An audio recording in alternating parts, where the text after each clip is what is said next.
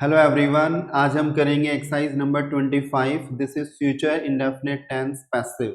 तो सबसे पहले हम देखते हैं फ्यूचर इंडेफिनिट टेंस पैसिव में हेल्पिंग वर्ब क्या लगेगी। तो देखो इसकी हेल्पिंग वर्ब लगेगी विल बी या शैल बी। और मेन वर्ब तो मैंने आपको बताया था, in all the tenses of passive you have to use third form of verb.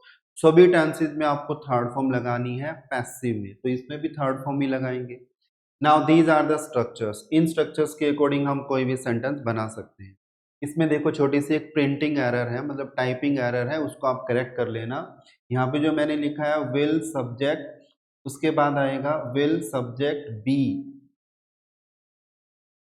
यहाँ पे बी लगाना मीन्स मिस्टेक हो गई है बी लगाने की, तो यहाँ पे आपको बी लगाना है। तो देखो सेंटेंस कैसे बनाएंगे। दिवाली मनाई जाएगी, Diwali will be celebrated. Diwali नहीं मनाई जाएगी, Diwali will not be celebrated. क्या दिवाली मनाई जाएगी, विल दिवाली बी सेलिब्रेटेड। ये बी लगाना भूलना मत आप। क्या दिवाली नहीं मनाई जाएगी, will Diwali not be celebrated. अब इनके अकॉर्डिंग आप कोई भी सेंटेंस बना सकते हो। तो अब आप इनका एक स्क्रीनशॉट लो और दीज आर द सेंटेंसेस, इनका भी स्क्रीनशॉट लो। अब मैं इनके आंसर्स लिखता हूं, फिर अपने आंसर्स को आप मैच करके देखो। फर्स्ट सेंटेंस मैंने लिखा है चोर को पकड़ा जाएगा, तो इंग्लिश कैसे बनाएंगे। A thief will be caught, a thief will be caught। चोर को नहीं पकड़ा जाएगा, a thief will not be caught। क्या चोर को पकड़ा जाएगा, will a thief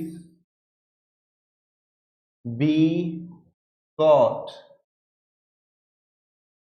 क्या चोर को नहीं पकड़ा जाएगा, तो कैसे बनाएंगे, will a thief not be caught। पापियों को सजा दी जाएगी, तो पापियों को इंग्लिश में क्या बोलते हैं, सिनर्स। तो ऐसे बनाएंगे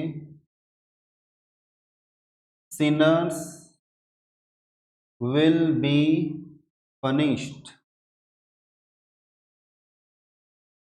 सिनर्स विल बी पनिश्ड। और लास्ट सेंटेंस है पापियों को सजा नहीं दी जाएगी, तो ऐसे बना देंगे sinners will not be punished. तो ये थी हमारी exercise number 25, future indefinite tense passive. अब जो नेक्स्ट टेंस है हमारा वो है फ्यूचर परफेक्ट टेंस। आप सोचोगे सर फ्यूचर कॉन्टिन्यूअस कहाँ पे गया, तो देखो इधर नेक्स्ट एक्सरसाइज हमारी क्या है, एक्सरसाइज 26। ये है फ्यूचर परफेक्ट टेंस पैसिव। अब फ्यूचर कॉन्टिन्यूअस तो मैंने आपको सिखाया ही नहीं, तो आपको समझना है फ्यूचर कॉन्टिन्यूअस टेंस की पैसिव वॉइस बनती ही नहीं। देखो एक्टिव में जो मैंने आपको टेंसेस कराए थे, तो टोटल टेंसेस कितने थे, प्रेजेंट में 4, पास्ट में 4, फ्यूचर में भी 4। टोटल जो टेंसेस मैंने आपको सिखाए थे 12 एक्टिव में।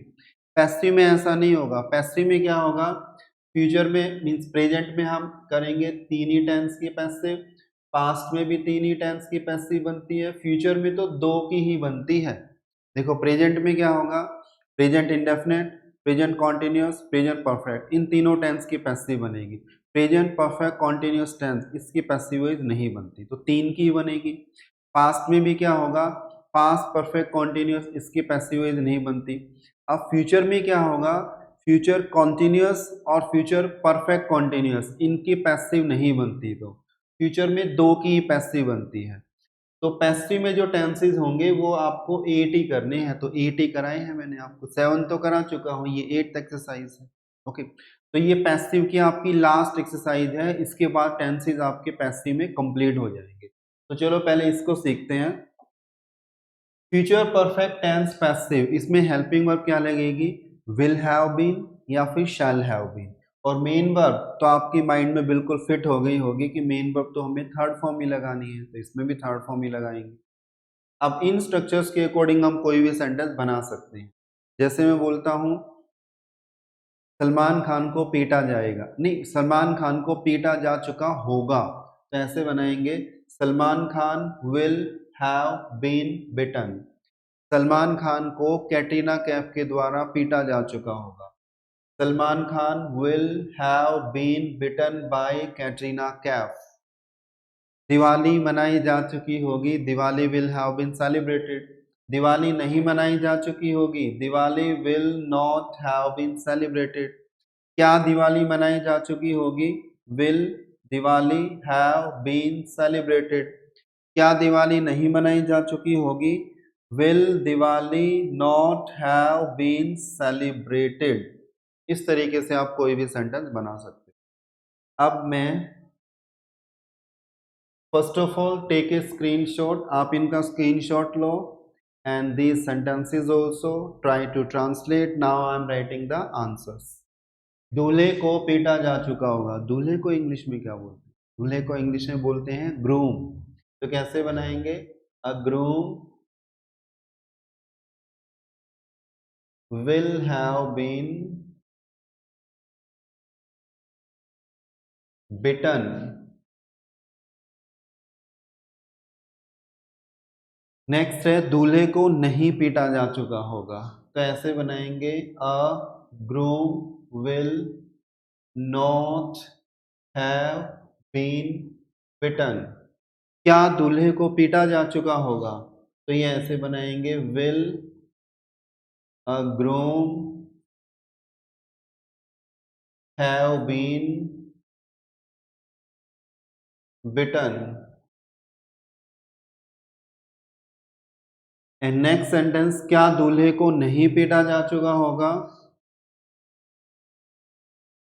Will a groom not have been beaten. Next sentence है दूल्हे को दुल्हन के द्वारा पीटा जा चुका होगा। इसमें देखो एक तो आपको टाइपिंग करेक्शन करनी है, दुल्हन में छोटी मात्रा लगे, ये वाली, ओके। दूल्हे को दुल्हन के द्वारा पीटा जा चुका होगा, तो कैसे बनाएंगे, a groom will have been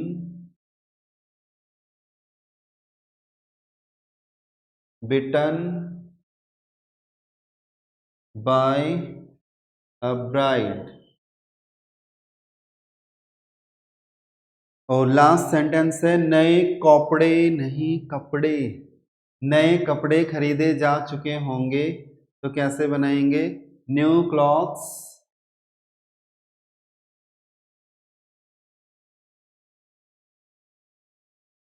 will have been